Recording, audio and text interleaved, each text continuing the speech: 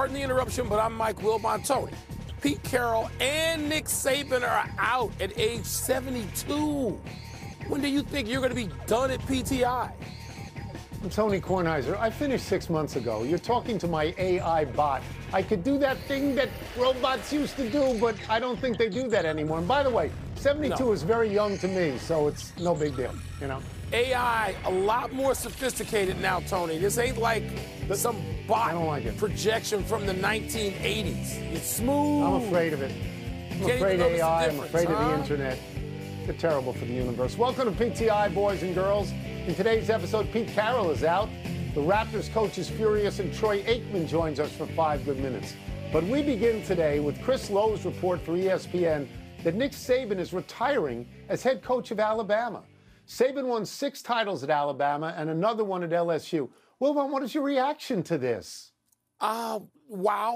Wow. You know, Tony, in the lead-up, there was so much time to talk about everything that I watched shows where the question was asked and it was usually dismissed, or there was some talk and there were a couple of shows where people who cover SEC football were saying, wait a minute now, this is possible. And so you'd hear all of this discussion, but you still think, okay, and even if you believed it, it's Nick Saban. I mean, Nick Saban and Bill Belichick have dominated football at their respective levels for the last 15 and 20 years, respectively. Yes. One is now out, and the other could be out. And you just think, wow, college football, Tony, which to me is in total chaos. I mean, I know we're coming off a nice championship game and the college football playoff 4 and all of that. But college football, to me, is in a, I'm going to say this as a college football fanatic, a season ticket holder, a booster of a Power 5 conference team. College football is a mess. And maybe we're going to find out in the coming days that Nick Saban's like, you know, what do I need this for? Between the transfer portal and NIL, Tony, even many of the great coaches, successful coaches, Nick Saban always has a top 5 recruiting class. Many of them are just like, no, enough of this. And I wonder how he feels about all that and if there was an impact. So I'm going to let the viewers know how this show works. And it works is that during the days, things happen and you remake whatever you were going to do and you put something in. We found out about Pete Carroll fairly close to the beginning of the show, and I was stunned that Pete Carroll was out. Totally stunned. This is a factor of 100 over Pete Carroll to find out that Nick Saban is leaving Alabama. Nick Saban just went to the college football playoffs. Right? He went to overtime with the team that won the college championships. They're going to 12 teams next year. You can pencil him in for the next 20 years. 12 teams. Alabama's always going to be one of the 12. And he's leaving. He's an obsessive coach. He didn't take any days off all year long, basically. I did not see this coming. Can't believe it's happening. And my first thoughts, like yours, is Belichick going to leave at the same time? Are we going to lose the best college coach and the best pro coach in a matter of hours or days or something like that? And then I think, do you want this job? Everyone assumes Dabo Swinney gets the job. Or maybe Kirby Smart moves over from Georgia. He was an assistant there. Or maybe Lane Kiffin or maybe Steve Sarkisian. They were assistants to Nick Saban. But do you want it? Do you want to follow him? I'm not sure you want to follow him. No. I'm not sure. And Tony, the guys you mentioned, particularly Sarkisian and Kirby Smart, they can win where they are. One has one where he is. So you don't necessarily need Alabama. But, man, Saban, Tony, if there's no argument to me counter to Nick Saban being the greatest college football coach of all time. There's no argument. I don't know there's one for Belichick either, because I wouldn't make one against Belichick. But you tell me Carroll's out on one day. We're going to get to Carroll right now. In fact, let's move to Pete Carroll. He's out as head coach at Seattle Seahawks after 14 seasons. That includes 10 playoff appearances, 2 Super Bowl appearances, and 1 Super Bowl win. Carroll will stay on as an advisor, whatever that means. As recently as 3 days ago, Carroll said he expected to be back next season as coach. What do you make of this? Well, Tony, part of it now, I'm sort of thinking about it a little differently than I was an hour ago. But part of it is, and look, you have just passed the age of the 2 gentlemen we're talking about. I am approaching that. Yeah. And part of it just becomes, and I think you and I look differently at this. Do you have to do it all your life? Is it a sentence? If you do you want have to do it your if entire? you want to. Okay, but I didn't ask the question that way. I said, do you have to? And so the answer is no. So what? Pete Carroll has no other interest in his life? Nick Saban, while we think, we saw a different side of Nick Saban with Dion in those stupid Aflac commercials. Do they have to only do one thing? Maybe they thought about other things as they make commercials and they have other things come up in their lives and they say, okay, well, how much time do I have left? And does it all have to be spent coaching? Maybe Saban thought of other things and we just didn't know about it. But 3 days ago, Pete Carroll said, I expect to be back. I want to be back. I got to get better. Yeah. I got to get my assistants better. Pete Carroll was 9-8 this year, and he was 9-8 last year, I believe. They were in playoff contention. They didn't get to the playoffs. He's had one losing season in 12 years. I mean, it's stunning. And they've booted him out. There should be no question that they've booted this guy out. Maybe it's the defense, which is his forte, because their ratings lately, the last 2 years, they were 25th in points against, they were 30th in yards against, and the Legion of Boom is gone. But, Mike, I told you yesterday I was very surprised that Vrabel was fired. I am more surprised about Carroll, and it doesn't compare to Saban. It doesn't compare. The restlessness at the top of these NFL franchise pyramids is sort of stunning. It's getting like international soccer and the NHL. I mean, let's talk about Sirianni being fired in Philadelphia if he has a bad game Sunday or Monday or whenever the Eagles play, even though he was in the Super Bowl 11 months ago. So these things, and by the way, when you're facing that as a coach in this industry, that you can get to the Super Bowl and be fired less than a year later, why do you, well, I'm going to ask you again, is that the only thing they can do? They got to be handcuffed to this thing like a life sentence? We do the jobs we do. We do the jobs we do because we like the jobs. We define ourselves through the jobs. We have a reason to wake up in the morning. You do it, and I do it. I love it. Pete Carroll's one of only 3 guys ever to win a college championship and the Super Bowl. There's him and Barry Switzer and Jimmy Johnson. That's all there are. We move now. And this is a different kind of story, but fabulous. A fabulous rant last night by Toronto Raptors coach Darko Rajakovic. Rajakovic was infuriated that the Lakers went to the foul line 23 times in the fourth quarter, and the Raptors went twice, and then lost the game by 1 point. I pray to God we will run this whole rant. It's outrageous. What happened tonight, this is completely BS. This is shame. Shame for the referees, shame for the league to allow this. 23 free throws for them, and we get 2 free throws in the fourth quarter. They had to win tonight? If that's the case, just let us know so we don't show up for the game. Just give them a win. But that was not fair tonight. Right, Wilbon, does Rajakovic have cause to say all this? Of course he does. Hell yeah. Yes, I'm glad he said it. Come on, seriously. Tony, look, I know too many referees in the NBA and respect all the ones I know and like a great many, and I'm friends with several. And I don't believe any of these guys is doing something untoward. Can they have a bad game? Yeah. Does it seem like it involves the Lakers a little too often? Yes. And so we're talking about optics here. The league ought to be concerned. I think they'll dismiss it because that's what leagues do. They don't really actually want to deal with the specifics. There was a game in L.A. in 2002, Tony, a playoff game, where the Lakers shot 27 free throws to Sacramento's 9 in the fourth quarter of a playoff game that the Lakers won by 4 in 2002, Game 6. And it was an abomination. It was, to me, the low point competitively, and I'm including, obviously, the officiating of the game, of the NBA in my lifetime.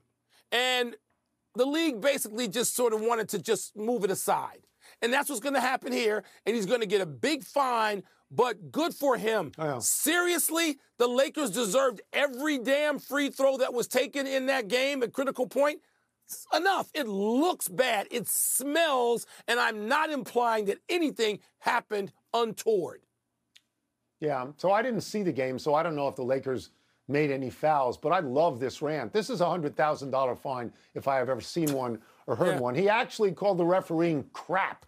That was his word. He said that there was no integrity to the game, and he implied to me, and I know to you, that Adam Silver wants the Lakers to win and wants Toronto not to win, which both of us believe for television purposes. He said of his own player, he said he was infuriated that his own player, Scotty Barnes, who he also said was going to be the face of the league, which is getting a little out ahead of your skis on this one. But he said that, he was infuriated he only got 2 shots during the entire game. I mean, you look at something like this. I loved the rant so much that I want my grandsons to play for this guy. That's how much I loved it. Tony, here's the problem real quickly for the league. This league, more than any professional sports league in the world, faces talk all the time about conspiracies and who the league wants to win. And they want the Lakers and the Celtics and lately the Warriors, and before that the Bulls. And they want them, and here's what they'll do to manipulate it. The league faces this talk. Now, do they care? Okay. Maybe not. But games last night don't help. Because the Lakers have big stars and they're a glamour team. And Toronto is not a glamour team. And Scotty Barnes, notwithstanding, they don't have any big stars. The only big star they ever had walked away after a 1-year rental and went to the Clippers. That's the problem here. There's no equity. It's a great disparity. Let's take a break. Coming up, we will ask Troy Aikman for his reaction to Pete Carroll being out and Bill Belichick being in limbo. We'll also ask him why he thinks the Packers have had such great continuity at quarterback. He's my quarterback. This guy should ask GoFundMe, and millions of people will give him. Pardon the Interruption is presented by Grey Goose, part of Happy Hour.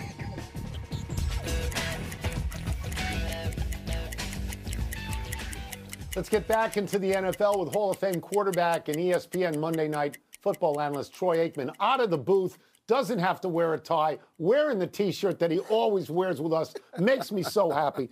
Let's start with this. Guys you know well, Pete Carroll, he's out.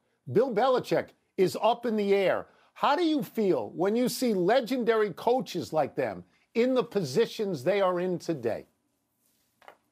Well, I hate to see it, Tony, because you're right. They've been such a part of the fabric of the NFL for so long. But I think it's a reminder of just that nothing lasts forever. We see great players this past year. We saw Tom Brady, who retired, and we can go through the whole list of guys. And the same thing holds true for coaches. So oftentimes players aren't able to leave on their own terms, or they go to other teams on someone else's terms.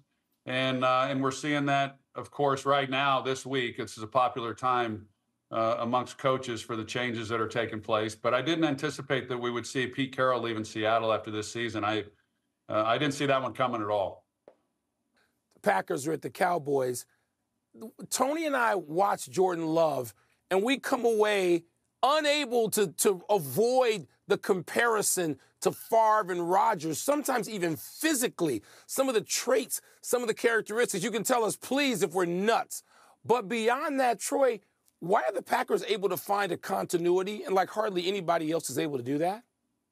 Well, I think for the similarities of those three, it does make sense, because remember that Aaron Rodgers backed up Brett Favre for a few years, and so he learned a little bit of what he did and how he did it. And the same was true for Jordan Love. He then was able to sit and watch Aaron Rodgers finish out his career with the Packers, and he does do a lot of things that he picked up from watching Aaron Rodgers. So that's not totally surprising to me. As far as the continuity from Favre to Rodgers to now Love, it's pretty amazing. I mean, obviously it's a blessing of riches for the Packers, but I can't say that they've got the quarterback market cornered, because it's been a different general manager that's selected each one of those players. Of course, Favre was traded for with Ron Wolf, but for them to be able to have quality quarterback play for as long as they've had it, I think it's more luck than anything else. And I don't want to take anything away from those people that evaluated the quarterbacks and brought them in. But as we all know, it's a flip of a coin as to whether or not a first-round pick is going to go on and ultimately do what they've been able to do. But I would also add that all three of these quarterbacks had really good coaching along the way as well, which has made a big difference for them. We will get you out of here on this. You're going to do the Monday night game, the Eagles and the Buccaneers on Monday night. The Eagles have lost 5 out of 6 games. What is your theory as to why they are struggling with every time they go out there? Yeah, it's been hard to watch, and it's obviously no one really knows exactly what is the cause of it. As someone who's been on teams that have self-imploded, which is basically what has happened to the Eagles, I don't think it's just about the defense. I don't think it's just about the offense, and I don't think it's just about whatever injuries they've had on both sides of the ball. I think this is within the organization, the changes that they made at the defensive coordinator position. But I just sense that this goes well beyond anything that we've seen on the field. It's at the coaching level. I think it's at the executive level. And nothing that happens when this season ends, they've got to get past Tampa. It might end after this week. But when this season ends, short of reaching the Super Bowl, I wouldn't be surprised if anything happens. I mean, there's been talk as to whether or not the head coach's job is safe, what might occur on the coaching staff, what players might be gone. But I think it may even run deeper than that. But time will tell. But they have not been anything close to the team that we saw last year that represented the NFC in the postseason. Thank you as always, Troy. Thanks for being with us. Appreciate it. Thank you much. You bet. Let's take one last break. Still to come, the defensive coordinator drama with the New York Giants. It's over. Are we sure? Are we certain about that? And Kawhi Leonard so. gets an unexpected extension. What does that mean for the Clips? Vive la vodka. Please sip responsibly. Part of Happy Hour. Happy time, people. Happy 49th birthday, Jake Delhomme. Bryce Young struggled in his first season with the Carolina Panthers, but Delhomme did not. In 2004, Delhomme led the team to the Super Bowl, where he threw for 323 yards and 3 touchdowns, but the Patriots won on Adam Vinatieri's 41-yard field goal with 4 seconds left. Of course, Delhomme was no rookie. He was 28, whereas Young is 22. Delhomme recently told the Charlotte Observer, quote, "The best advice I would give him is, hey, buddy, I promise you it's going to get better. You feel like the world is caving in on you, but the game will slow down." Well, Delhomme was an older rookie, Tony, because he played for the Amsterdam Admirals and the Frankfurt Galaxy in something called NFL Europe. I know you remember it. Yeah, I remember. I do. Well, not well, but I remember it. Happy anniversary, Bud Grant. This is posthumous, but on this day 8 years ago, the then 88-year-old legendary Vikings coach went out for the ceremonial coin toss wearing a golf shirt, despite the game time temperature in Minnesota registering a bone-chilling -6 degrees. Seriously, how tough was Bud Grant? Grant was head coach of the Vikings from 1967 to 1985, coaching players like Fran Tarkenton and the iconic Purple People Eaters. Minnesota reached the Super Bowl 4 times in 8 years, beginning in the 1969 season, but did not win. Grant won 11 division titles, had an overall record of 158, 96, and 5, and was voted into the Hall of Fame in 1994. Bud Grant died last March at the age of 95. Tony, if we do most famous Minnesotans, like a Mount Rushmore of just Minnesota people, Grant and Prince. We start with Bud Grant and Prince. Well, who else? Hubert Humphrey? Lou Grant? Yeah, Mary Richards. Mary Richards. Okay, Mary all right, Richards. then we just did it. Okay. We just did it. We finished it. Good. Happy trails, Luke Getsy. The Bears today fired their offensive coordinator and 4 other members of the offensive staff, but they will be keeping head coach Matt Eberflus. No word yet as to what this means for Justin Fields' future with the Bears. General Manager Ryan Poles said today of his plan for the #1 pick, this is a quote, "In my mind right now, I'm going to take this all the way to April," unquote. Yeah, Tony, you got to take it all the way to April. That meaning, of course, the draft and all these options the Bears have. They took one off the table today. Even if it wasn't, the seeming option of Jim Harbaugh is not there if you keep Eberflus. But, Tony, this is the way it had to go. Getsy in the offense is the problem. The defense got better. The offense, you're still going, why? I don't know what it means for Justin Fields, but this is the good start. This is the decision that needed to be made. Mike, I don't have skin in the game. I'm not on a text chain with famous Bears in the Hall of Fame like you are. If it was my team, I would not want to give Justin Fields a big second contract. The new contract, I would try to trade him for #1 pick if I could. And what I would do with the #1 overall this year is I would draft the kid from USC. Of course I would, Caleb Williams, because I think the upside is even a little bit higher. I think so. Understood. Anyway, let's go to the big finish. The Let's Clippers and Kawhi Leonard reached agreement on an extension for next season. Is that significant? Yeah, the money is 3 years, $150 million plus. And they're moving into a new stadium, Tony. And Kawhi Leonard, if he's healthy, as we see right now, can still lead a team. He can because he's doing it. The Heat and Coach Spo reportedly agreed to an extension, 8 years, $120 million. Is that deserved? He's a really good coach. He gets more out of less than almost anybody in the NBA. Agreed. Always in the playoffs. The New York Giants and defensive coordinator Wink Martindale mutually agreed to part ways. Are you surprised?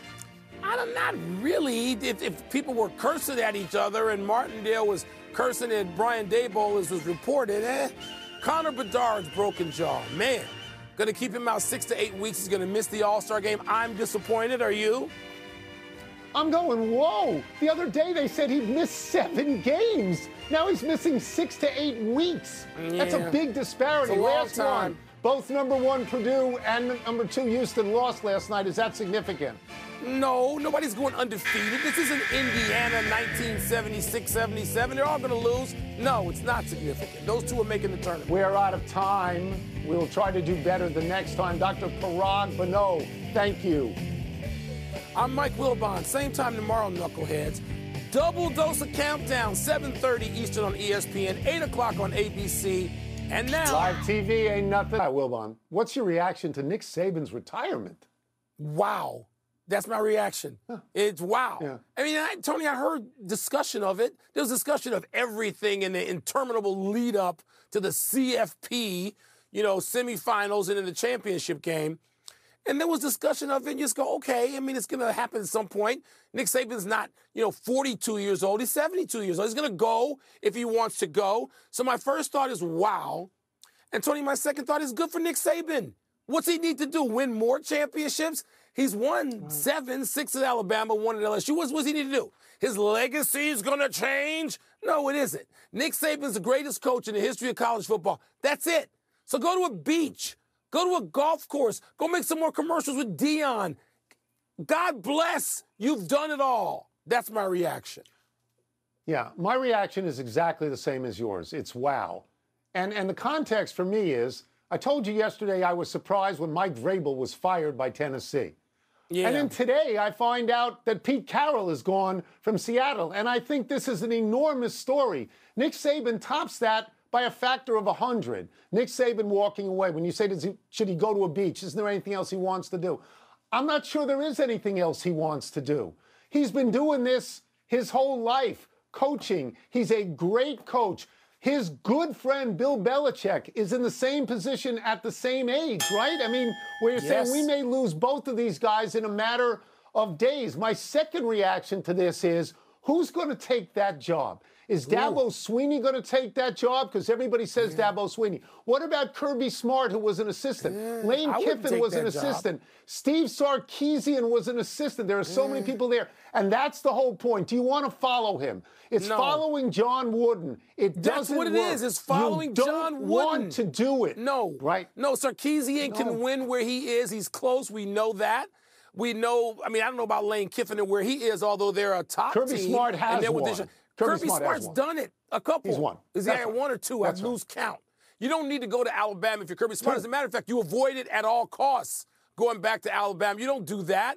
And there'll be plenty of people who will want it because coaches are ambitious, competitive people. And there will be plenty of folks who want that job. They don't want to go to the beach. They don't want to sit with their feet in the water at the beach their whole lives. They want to coach. He can go make some more commercials with Dion. He can hang out with a goat or a duck or whatever that thing is. Huh? It's ridiculous. The Aflac duck. Stop. Yeah. Well, makes a lot of money for him. That's it. We're done. Back to you.